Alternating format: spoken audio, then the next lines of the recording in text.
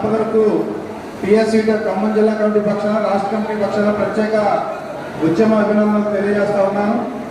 మరి సార్ సర్వీసులో ఉన్నంతకాలం వివిధ రకాల సర్వీస్ సమస్యల మీద పనిచేయడమే కాకుండా ఈరోజు రిటైర్ అయి ఉన్నారు. సార్ అందరూ అనుకునేది ఏంటంటే రిటైర్ అయిన తర్వాత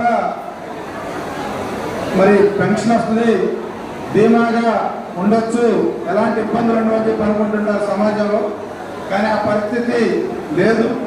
ఇవాళ అంతకుముందు మాట్లాడిన వక్త చెప్పారు వెంకటేశ్వర రెడ్డి గారు, రిటైర్మెంట్ అయిన తర్వాత కూడా బెనిఫిట్స్ రావట్లేదు. సమాజంలో ఉపాధ్యాయులకి మంచి స్థానం ఉంది, కానీ వాళ్ళ ప్రభుత్వ విధానాల వల్ల ఉపాధ్యాయుల స్థానం విలువలు దిగజారిపోతా ఉన్నాయి. 2024 మార్చి నుండి రిటైర్ అయిన ఉపాధ్యాయులకు రిటైర్మెంట్ బెనిఫిట్స్ రాకపోవడం వల్ల పోస్ట్ రిటైర్మెంట్ ప్లాన్స్ అన్ని దెబ్బతిని చాలా ఇబ్బంది పడతా ఉన్న పరిస్థితి. వాటి కోసం కూడా మళ్ళీ సర్వీస్లో ఉన్నంతకాలం సమస్యల మీద ఫైట్ చేశారు. రిటైర్ అయిన తర్వాత కూడా రిటైర్మెంట్ బెనిఫిట్స్ కోసం ఫైట్ చేయాల్సిన పరిస్థితి వస్తూ ఉంది మిత్రులారా. మరి సుదీర్ఘకాలం సర్వీస్ చేసి ఆనందంగా దిగిపోయిన తర్వాత కుటుంబం పిల్లలతో మనవరాలతో కాలం గడపాల్సినటువంటి ఉద్యోగుల ఉపాధ్యాయుల వల్ల ప్రభుత్వ విధానాల వల్ల రోడ్ల మీద రావాల్సిన దుస్థితిలోకి నెట్టివేయబడ్డారు. మరి ఇప్పటికైనా ప్రభుత్వం ఆలోచించి రావాల్సినటువంటి రిటైర్మెంట్ ప్రయోజనాలు అందించాలి. సరే, అందరూ ఏమనుకుంటున్నారంటే ప్రభుత్వం ఉచితంగా రిటైర్మెంట్ బెనిఫిట్స్ వస్తుందని చెప్పి అనుకుంటారు. కానీ అవన్నీ కూడా సర్వీసులో దాచుకున్న డబ్బులే.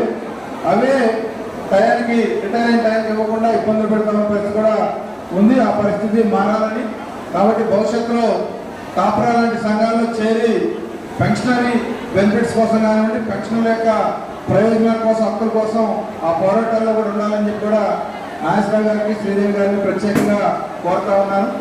సార్, అదే సందర్భంలో వారి ఇరువురు వందలాది మంది విద్యార్థులు తీర్చిదిద్దుతుంటారు. నాగేశ్వరరావు గారు, శ్రీదేవి గారు ఎక్కడ పనిచేసినా కమిట్మెంట్తో పనిచేశారు. సమయానికి పడిపోవడమే కాకుండా విద్యార్థులకు ఏది అవసరమో అది సమకూర్చడంలో, సమాజాన్ని భాగస్వామ్యం చేయడంలో కృతనిశ్చయాలు ఉన్నారు. అనేక సేవా కార్యక్రమాల్లో ఉదారంగా మరి ఆర్థికంగా సహకరించడం, సర్వీస్ చేయడం చేశారు.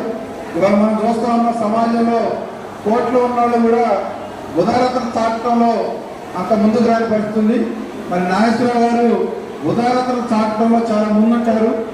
ఎక్కడ మనం ఆర్థికంగా అవసరం ఉందని చెప్పి నాగేశ్వరరావు గారు దృష్టికి తీసుకొచ్చిన వెంటనే తప్పనిసరిగా కొన్ని షేర్ ఎంతో కొంత ఇచ్చి ఆ విధంగా ఉదారతను చాటుకున్న పరిస్థితుల్లో మనం చూస్తా ఉన్నాం. ఆ విధంగా మరి నాగేశ్వరరావు గారి సేవలు ఈ సమాజానికి వెనకట్లేని సేవలు